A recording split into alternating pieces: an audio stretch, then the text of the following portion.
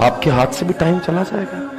जब अटेम्प्ट का सिलसिला लगेगा ना, एक अटेम्प्ट, 2 अटेम्प्ट, आपको समझ नहीं आएगा आपके साथ में क्या हो रहा है। अभी आपकी जो इतनी मस्ती चल रही है ना, आपको मेरे शब्द उस दिन याद आएंगे जब आपको 2-3 अटेम्प्ट्स लग जाएंगे। मजाक लग रहा है ये सी इंटरमीडिएट, सी फाउंडेशन।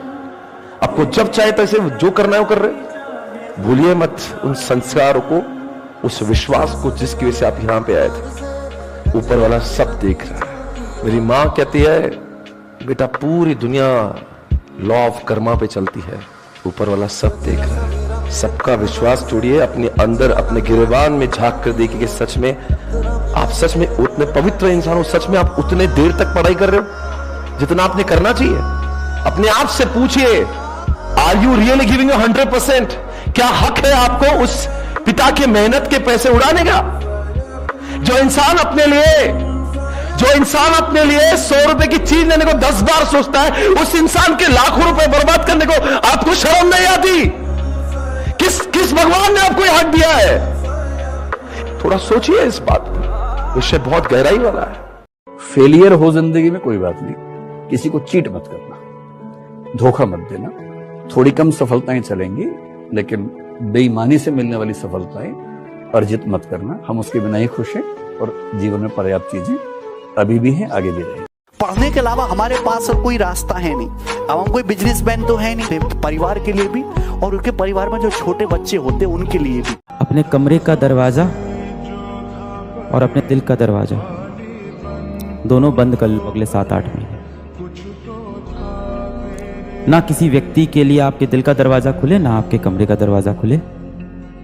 और जिस दिन ये दरवाजा खुले तो वहां से एक ही चीज दिखाई पड़े, सफलता की नींव निकल गई। हमेशा गलती पर किसी को उतना ही बोलिए ताकि वो सुधर सके, और गलती कोई भी करे उसको अकेले में समझाइए, क्योंकि सुधरना उसको है, दुनिया को नहीं।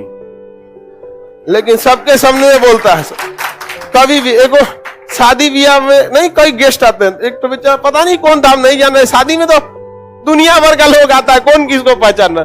मुझे अपनी वाइफ को सबके सामने डांट रहा था, अजीब टाइप का लग रहा था, बेचारी सुन रही थी।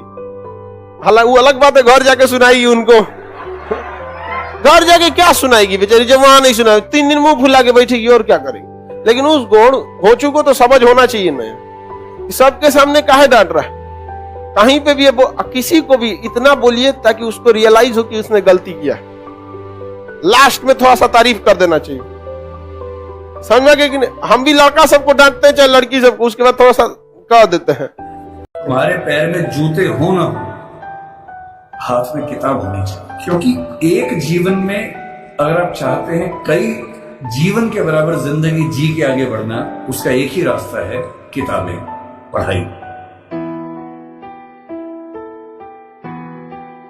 बेटा देखो, तुमको अगर अपनी पहचान बतानी है ना, तुम्हें अपने पिता का सहारा लेना पड़ता है। सबको इस समाज में अपने पिता का सहारा लेना पड़ता है। हमें अपनी पहचान बतानी है, कौन है। जैसे आप गांव में जाते हैं, अपनी पहचान क्या बताते हैं? पिता का नाम बताते हैं। तो कहती थी कि बेटा तुम लोग ऐसा काम करो ना कि आने वाले 10-20 साल बाद जब तुम बड़े हो, तो जब तुम्हारे पिता को अपनी पहचान बतानी पड़े ना, तो उन्हें अपने पिता का सहारा ना लेना पड़े, बल्कि अपने बेटा का सहारा लेना पड़े कि मैं इनका पिता हूं। ऐसा काम कीजिए कि माँ बाप का गर्व से सीना चौड़ा हो जाए, कॉलर बाप का एकदम ऊंचा हो जाए। और जब लगे कि जिंदगी बहुत खराब चल रही है, तो मैं जो करता हूँ, अजीब सा लगेगा आपको, मैं कभी कभी शमशान घाट चला जाता हूँ। सच में चला जाता हूँ। ट्रॉमा सेंटर में जाके 1 घंटा बैठ के आ जाइए, मोटिवेशन आ जाएगा। और शमशान घाट में जाके देख लीजिए कि हम जैसे हमसे कम उम्र के लोग वहां जल रहे होते हैं, तो लगता है हम जिंदा तो हैं।